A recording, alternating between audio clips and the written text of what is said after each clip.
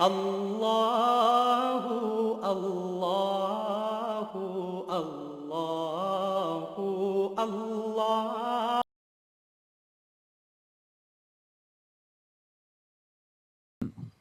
تھوڑا سا میں ضرور عرض کروں گا کہ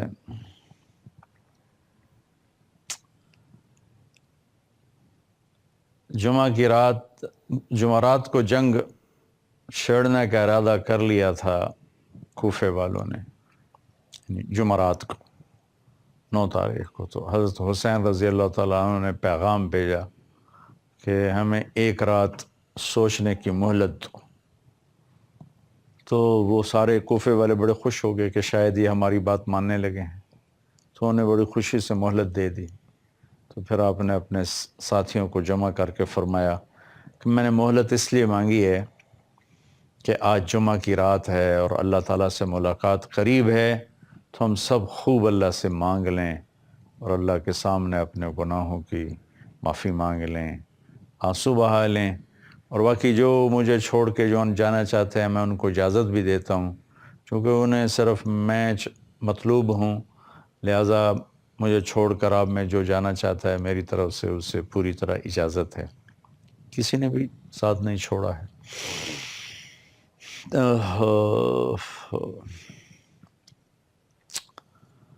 تو آپ کے ساتھیوں میں تھے ایک سعید بن عبداللہ، کھڑے ہو کر کہنے لگے حسین مجھے پتہ ہے ہم آپ کو نہیں بچا سکتے، لیکن کاش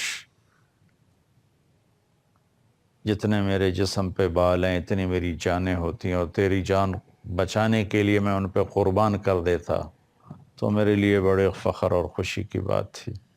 پھر اپنے ساتھیوں سے فرمایا کہ اللہ کی قسم ہمارے اور جنت میں صرف ایک چیز اب رکاوٹ ہے کہ یہ کوفے والے آ کے ہماری گردنیں اڑا دیں اور ہم وہ گئے جنت میں۔ یہ جذبہ اس وقت پورے لشکر کا تھا۔ اگلے دن جمعہ 10 محرم، اللہ نے یہ دن آپ کے لیے طے کیا ہوا تھا۔ جو چھری حضرت اسماعیل سے ہٹائی گئی، پھر حضرت عبداللہ سے ہٹائی گئی، اسے حضرت حسین پر چلنا تھا اور قربانی کی داستان نے اپنے انتہا کو پہنچنا تھا۔ ایک مرتبہ آپ نے حضرت ام سلمہ آپ کی بیگمات میں سے ہیں، ان سے فرمایا کہ ذرا دروازے پر کھڑی ہو جاؤ، ایک فرشتہ آ رہا جو پہلے کبھی آیا نہیں مجھ سے ملنے کے لیے۔ وہ دروازے پہ کھڑی ہو گئیں، اتنے میں کہیں سے حسین کھیلتے ہوئے آئے، ام سلمہ کے روکتے روکتے بھاگ کے اندر چلے گئے۔ تھوڑی دیر کے بعد اندر سے رونے کی آواز آئی، اللہ کے نبی کے زور سے رونے کی آواز۔ بس ام سلمہ اندر گئیں تو دیکھا آپ نے حسین کو ایسے سینے سے لگایا ہوا تھا اور پھوٹ پھوٹ کے رو رہے تھے۔ تو انہوں نے عرض کی یا رسول اللہ میرے ماں باپ قربان، آپ کیوں رو رہے ہیں؟ فرمایا کہ یہ فرشتہ جو آیا تھا وہ یہ بتا کر گیا ہے کہ میرے اس بچے کو میری امت قتل کر دے گی، مجھے وہ زمین دکھائی ہے جہاں پر اس کا خون گرے گا، وہ مٹی دکھائی ہے۔ علی رضی اللہ تعالیٰ عنہ جب عراق تشریف لے گئے اور کربلا سے گزرے تو پوچھا یہ کون سی جگہ ہے؟ تو انہوں نے بتایا تو فرمایا صبرن ابا عبداللہ، صبرن ابا عبداللہ، صبرن ابا عبداللہ۔ ابو عبداللہ حضرت حسین کی کنیت، ابو عبداللہ صبر، ابو عبداللہ صبر، ابو عبداللہ صبر۔ تو ساتھی نے پوچھا کیا فرما رہے ہیں؟ کئی وہ جگہ ہے جہاں میرے بیٹے کا خون گرایا جائے گا اور اس کے ساتھ امت کے بہترین انسان ہوں گے جو اس کے ساتھ شہید کیے جائیں گے اور ان کا خون اس مٹی میں گرایا جائے گا۔ تو آپ نے حجت پوری کرنے کے لیے دوبارہ ان سے ارشاد فرمایا کہ دیکھو میرا مقصد تم سے لڑنا نہیں ہے، اور میں اس کائنات میں اس وقت مجھ سے افضل کوئی انسان نہیں کہ میں تمہارے نبی کا نواسا ہوں۔ اگر تمہاری تلواریں مجھ پر چل گئیں تو ہمیشہ کے لیے تمہارے لیے لعنت لکھ دی جائے گی، ہلاکت لکھ دی جائے گی، میرے قتل سے باز رہو۔ ان کے بدبختی چھائی ہوئی تھی، دلوں پہ مہریں لگی ہوئی تھی، لیکن ایک شاہ سوار کا نصیب جاگا، حر بن یزید رحمۃ اللہ علیہ۔ انہیں اپنے گھوڑے کو ایڑ لگائی اور بھاگ کے آ کے اس خوشبخت قافلے میں شریک ہو گئے۔ اس میں 32 گھوڑ سوار تھے اور 40 پیدل تھے۔ تو آپ نے اپنے لشکر کو، اس سے پہلے تھوڑی اونگ آئی، جب خیموں میں ہی تھے تو آنکھ کھلی تو ہنسنے لگے۔ تو زینب بہن نے پوچھا کہ بھائی یہ ہنسنے کا کون سا مقام ہے؟ تو فرمایا اللہ کے نبی خواب میں ملے تھے، فرما رہے تھے کہ بیٹا میں تمہیں لینے کے لیے آ چکا ہوں۔ تو خوشی کا مقام ہے۔ تو آپ نے اپنے لشکر کو ترتیب دیا، سیدھے ہاتھ میں آپ نے زہیر بن قین رضی اللہ تعالیٰ عنہ کو جھنڈا پکڑایا، اور الٹے ہاتھ پہ حبیب بن مظاہر، درمیان میں اپنے بھائی عباس کو، جو عباس مشہور ہیں جھنڈا بردار، وہ آپ کے بھائی ہیں علی کی دوسری بیگمات میں سے، اور خود آپ سینٹر میں تھے۔ پھر اس کے بعد آپ نے ہاتھ اٹھائے اور اللہ کی بارگاہ میں دعا کی، اور پھر تاریخ نے، زمین نے، آسمان نے، سورج نے، ہواؤں نے، فضاؤں نے، پتھروں نے، پہاڑوں نے، کربلا کی مٹی نے، ریت کے ذروں نے، اس کائنات نے وہ منظر دیکھا شاید نہ پہلے کبھی دیکھا گیا نہ بعد میں دیکھا جائے گا۔ اور انسانیت ان 72 نفوس پر جتنا فخر کرے اتنا کم ہے، اور ان سامنے والوں پر جتنی لعنت برسائے اتنی کم ہے۔ عشق و محبت کے دعوے دنیا کرتی چلی آئی، کسی نے اس دعوے کو پال کے دکھایا، اور کوئی ان کو دیکھنا چاہتا ہے تو کربلا کی تاریخ پڑھ لے۔ من المؤمنین رجال صدقوا ما عاہدوا اللہ علیہ فمنہم من قضى نحبہ ومنہم من ينتظر وما بدلوا تبدیلا۔ یہ آیت ایسے ہی لوگوں کے بارے میں اتری تھی کہ میرے کچھ بندے ایسے ہیں ایمان والے، جنہوں نے میرے ساتھ کیے وعدے سچ کر دکھائے اور اپنے اللہ پر قربان ہو کے چلے گئے۔ کوئی چیز رکاوٹ نہ بنی، پہاڑوں سے ٹکرا گئے، آندھیوں کے سامنے ڈٹ گئے، طوفانوں کے منہ پھیر دیے، لیکن نہ بکے نہ جھکے نہ دبے، گردنیں کٹا دیں، سر دار چڑھ گئے، از لذت دیدارش خسرو چتواں گفتن، سر دادن و جاں دادن نادیدہ رخ یار۔ امیر خسرو فرماتے ہیں کہ میرے رب ابھی تو تمہیں دیکھا نہیں اور تیرے عشق میں گردنیں کٹا دیں، نیزوں پہ چڑھ گئے، سولیوں پہ چڑھ گئے۔ جس دن تمہیں دیکھیں گے اس دن تیرے عاشقوں کا کیا حال ہوگا۔ تو پہلے فردن فردن جنگ شروع ہوئی تو جو بھی کوفے والا آتا وہ قتل ہو جاتا، جو بھی آتا وہ قتل ہو جاتا۔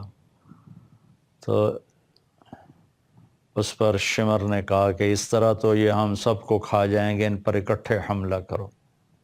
پھر حملہ ہوا، کہاں 72 کہاں 3000۔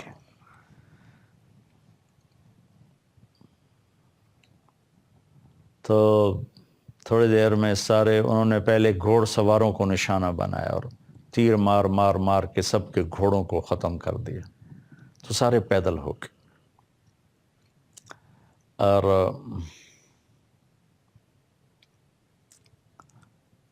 لڑتے لڑتے لڑتے لڑتے لڑتے لاشیں گر رہے تھے، ان کے 10 آدمی مرتے تو کوئی پتہ نہ چلتا، یہاں ایک شہید ہوتا تو خلا پیدا ہو جاتا تھا۔ ان میں سے ایک ایک کئیوں کے سر اڑا کے پھر گر رہا تھا، پھر مر رہا تھا۔ تو زہیر جو آپ کے رائٹ سائڈ تھے، نماز کا وقت داخل ہوا تو آپ نے زہیر سے فرمایا کہ ان سے کہو، شمر سے کہو تھوڑی دیر رک جائے، مجھے نماز پڑھنے تھے۔ تو شمر نے کہا، انہوں نے آگے بڑھ کے کہا کہ تھوڑی دیر رکو، نماز پڑھنی ہے۔ تو شمر نے کہا ہم جنگ نہیں بند کریں گے۔ تو انہوں نے واپس آ کے عرض کی کہ وہ تیار نہیں ہیں۔ تو آپ نے فرمایا پھر ٹھیک، آدھے نماز پڑھو آدھے جنگ کرو۔ میں ہر جگہ جب یہ واقعہ بیان کرتا ہوں یہ کہتا ہوں، اگر اس وقت یہ قافلہ نماز نہ بھی پڑھتا تو ان کی آخرت پہ کوئی حرف نہیں آنا تھا۔ ان کے استقبال کے لیے اللہ کے نبی تشریف لا چکے ہیں، جنت کے دروازے کھل چکے ہیں۔ لیکن اگر یہ نماز چھوڑتے تو امت کو پیغام ادھورا جاتا کہ ایسی مشکل میں شاید نماز معاف ہو جاتی ہے، چھوڑی جا سکتی ہے، لیکن یہ پیغام سنایا کہ اس حال میں بھی اللہ کو سجدہ کیا جاتا ہے۔ زیر خنجر بھی یہ پیغام سنایا ہم نے، یہ بات بتانا تھا کہ یہ وہ فرض ہے جو کسی حال میں معاف نہیں۔ میں بڑے درد سے کہتا ہوں، میرے پاکستان کے 18-19 کروڑ عوام میں صرف 10% نمازی رہ گئے ہیں، 90% نماز نہیں پڑھتے۔ جن کو جنت کی سرداری ملی اور اتنی بڑی شہادت ملی، انہوں نے نماز نہیں چھوڑی۔ ہم کس دعوے پہ نماز چھوڑتے ہیں؟ کس دعوے پر ہم اس سے غفلت کرتے ہیں؟ بھائی بہنوں، میری آواز سن رہے ہو تو اللہ کے واسطے سجدوں میں سر رکھنا سیکھ لو، اس کے بغیر کوئی راستہ کوئی نہیں۔ ذرا سے بھی گنجائش ہوتی تو یہ قافلہ آج نماز نہ پڑھتا، جان دے کے آگے جنت میں جاتا، لیکن آدھے الگ ہو گئے، انہوں نے نماز شروع کی، آدھے جنگ کرتے رہے۔ اور میرے خیال میں اس 1500 سال میں، 1535 سال میں ایسی نماز شاید ہی پڑھی گئی ہو، اور ایسا درد بھرا منظر شاید ہی کبھی سامنے آیا ہو۔ آپ اپنے خون سے وضو کیے یا کربلا کی مٹی سے تیمم کیے، جب ابلتے خون کے فواروں کے ساتھ جب اللہ اکبر کہا ہوگا تو زمین آسمان میں کیا ہلچل مچی ہوگی۔ جب سجدے میں سر رکھا ہوگا تو زمین نے کیا بوسے لیے ہوں گی، اور تحت الثری تک زمین کیسے اس کا کلیجہ ٹھنڈا ہوا ہوگا، اور میرے اللہ کے عرش کے دروازے کیسے کھلے ہوں گے کہ اس حال میں بھی سجدہ کر رہے ہیں۔ اللہ اکبر، اللہ اکبر۔ اب تو ویسے میری طبیعت ٹھیک نہیں، میں واقعہ بیان نہیں کر سکتا، لیکن میں نے جب کبھی بھی واقعہ بیان کیا میں پورا نہیں کر سکا، مجھے بیچ میں چھوڑنا پڑا۔ دل اس طرح پھٹتا ہے کہ میں اس کو پورا بیان کر ہی نہیں سکتا۔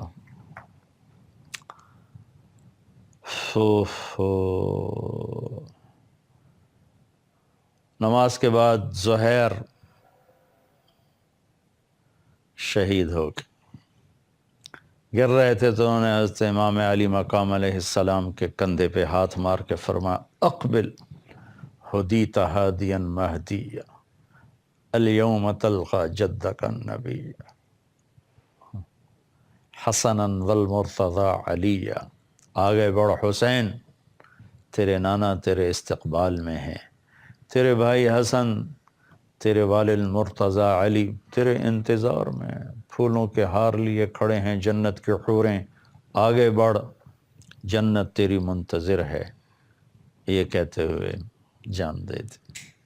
اس طرح ساتھی کٹتے گئے، کٹتے گئے، کٹتے گئے، کٹتے گئے۔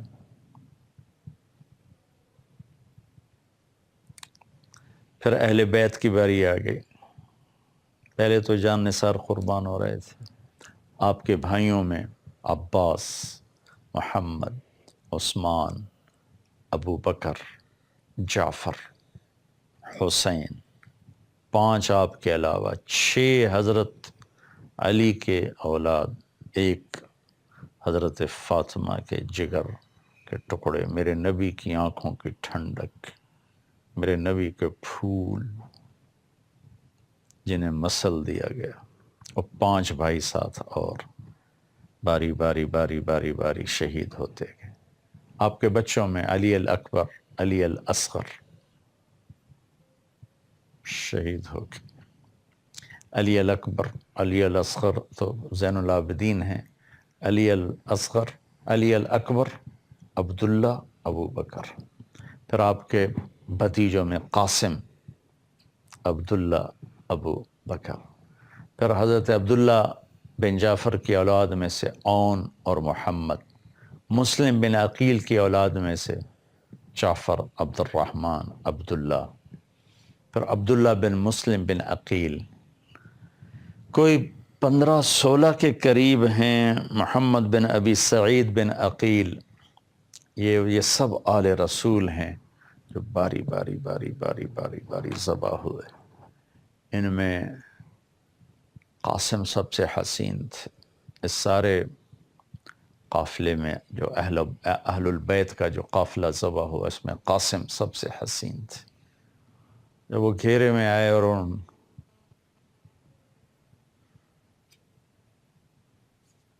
پر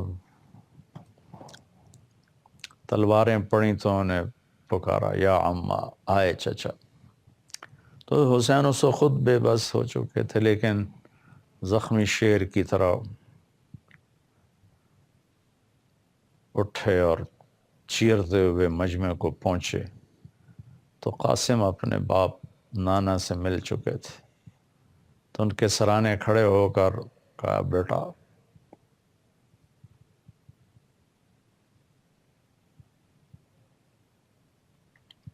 آج تیرا چاچا بڑا بے بس ہے. ہائے ہائے، وہ کیا دن ہوگا جب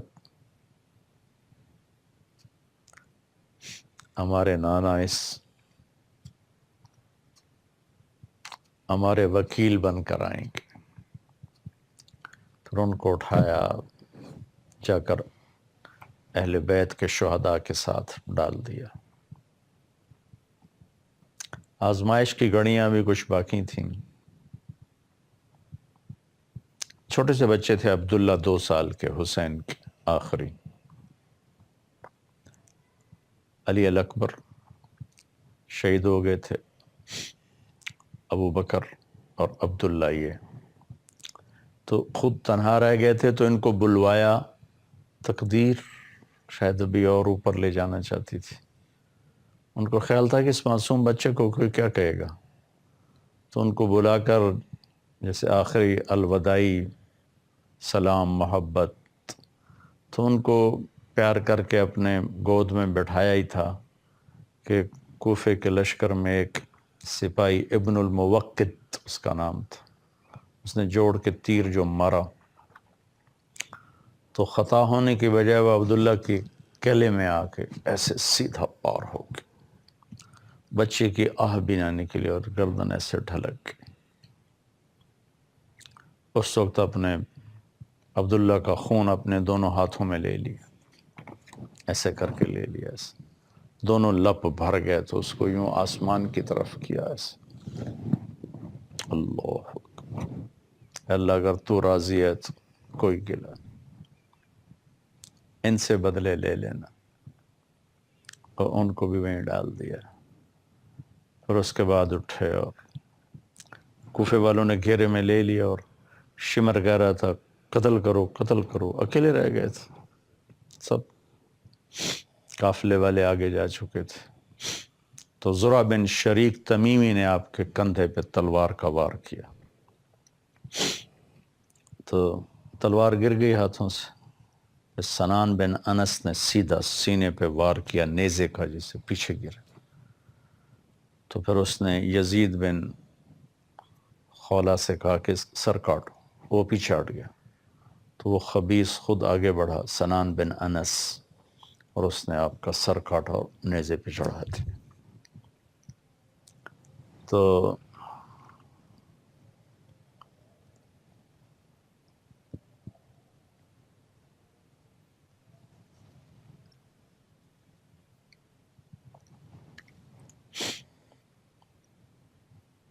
عجب واقعہ ہے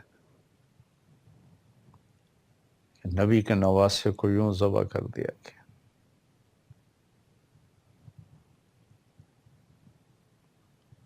پھر خواتین کو پکڑا گیا، بچوں کو پکڑا گیا، تو حضرت زینب کا جب گزر ہوا تو لاشیں، سر کٹے ہوئے نیزوں پر، چھوٹے بچے عبداللہ کا سر بھی نیزے پر تھا. تو انہوں نے وہاں چند بول بولے، واہ محمد واہ محمد. زمین کانپ اٹھی، فضا رو پڑی، واہ محمد واہ محمد، ہائے محمد ہائے محمد، صلی علیک الالہ و ملک السماء. اللہ کا آپ پہ درود و سلام ہو، آسمان کے فرشتوں کا آپ پہ درود و سلام ہو. هذا حسین بالعراء مزمل الدماء مقطع الاعضاء، واہ محمد واہ محمد، بناتک صبایا وذریتک مقتلہ تصفی علیہ الصبا. یہ آپ کا حسین ہے، آج بڑا سرخ جوڑا پہنا ہوا ہے، اپنے خون کے تانے بانے کا ہی جوڑا پہنا ہوا ہے، اپنی بوٹیوں کا ہار بنایا ہوا ہے، آج اس کی بارات ہے. آج آپ کی بیٹیاں قید ہیں، آپ کی نسل ذبح ہے. کسی نے کفن نہیں دیا تو ہواؤں نے آگے بڑھ کر مٹی ڈال کے ان پر کفن ڈال دیا ہے. تھوڑی دیر پہلے جو ان کی تلواروں سے حسین کا خون ٹپک رہا تھا، کوئی ایک آنکھ نہیں تھی جو نہ روئی ہو اس وقت، ایک آنکھ ایسی نہیں تھی جو نہ روئی ہو. پھر یہ سارا قافلہ پیش کیا گیا. ابن زیاد کے ہاتھ میں چھڑی تھی، اس نے اس سے ماری ایسے ہونٹوں پہ ایسے. کہنے لگا میں نے ایسا حسن آج تک نہیں دیکھا، مرنے کے بعد بھی ایسا حسن ہو. بس انس رضی اللہ تعالیٰ عنہ کھڑے ہو کر فرمانے لگے، ظالم یہ چھڑی یہاں سے ہٹا، میں نے ان ہونٹوں پہ نبی کے ہونٹوں کو لگتے دیکھا ہوا ہے.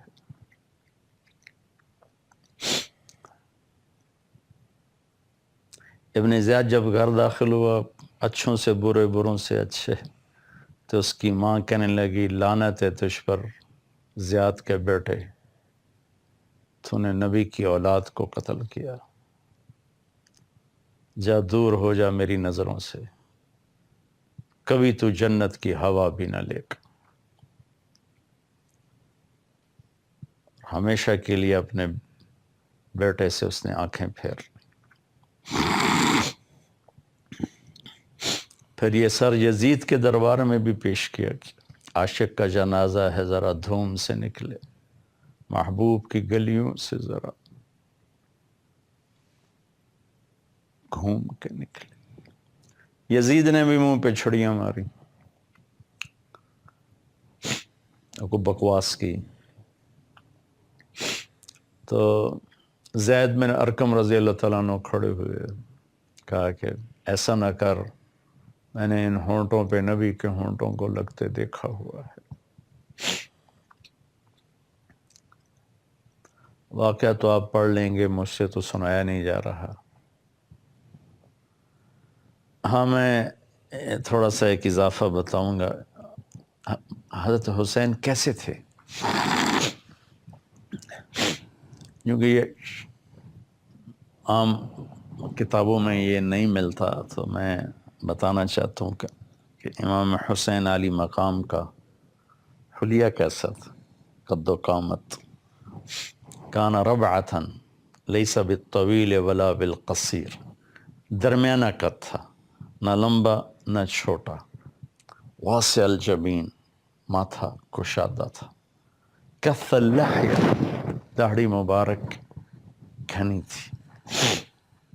واسع الصدر، سینہ چوڑا تھا. عظیم المنکبین، کندھے بڑے مضبوط اور بڑے تھے، ضخم العظام، ہڈیاں چوڑی تھیں، رحب الراحہ، ہتھیلی، ضخم الکفین والقدمین، اور ہتھیلیاں بڑی مضبوط اور پاؤں بڑے مضبوط تھے، اور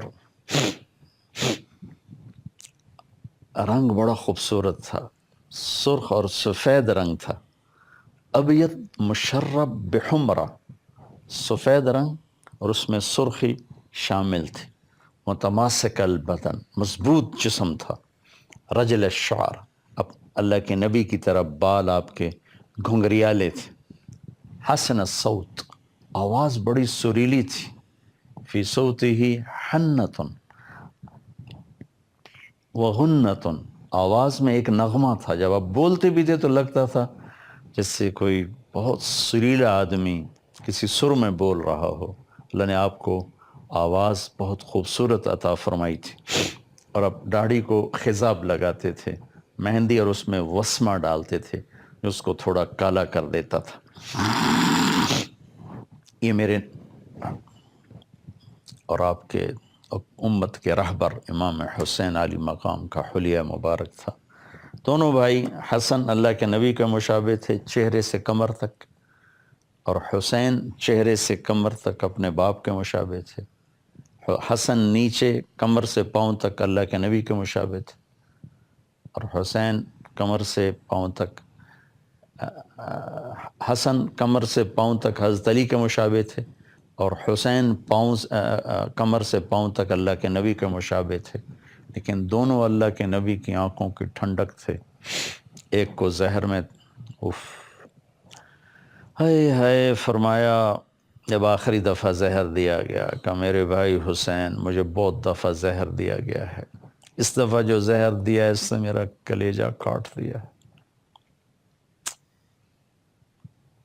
تو اس میں تڑپ تڑپ کے چلے گئے، ایک کا سر نیزے پہ چڑھا دیا، وہاں چلے گئے۔ تو میرے بھائی بہنوں، میری تمنا تو تھی کہ میں اس کو آپ کو تفصیل سے سناتا، لیکن میں نے کبھی کبھی تیاری کر کے بھی سنانا چاہا تو میں نہیں سنا سکا ہوں، بیچ میں ہی چھوڑنا پڑا۔ اب تو ویسے ہی میری طبیعت خراب ہے، کتابوں میں پڑھ لیں۔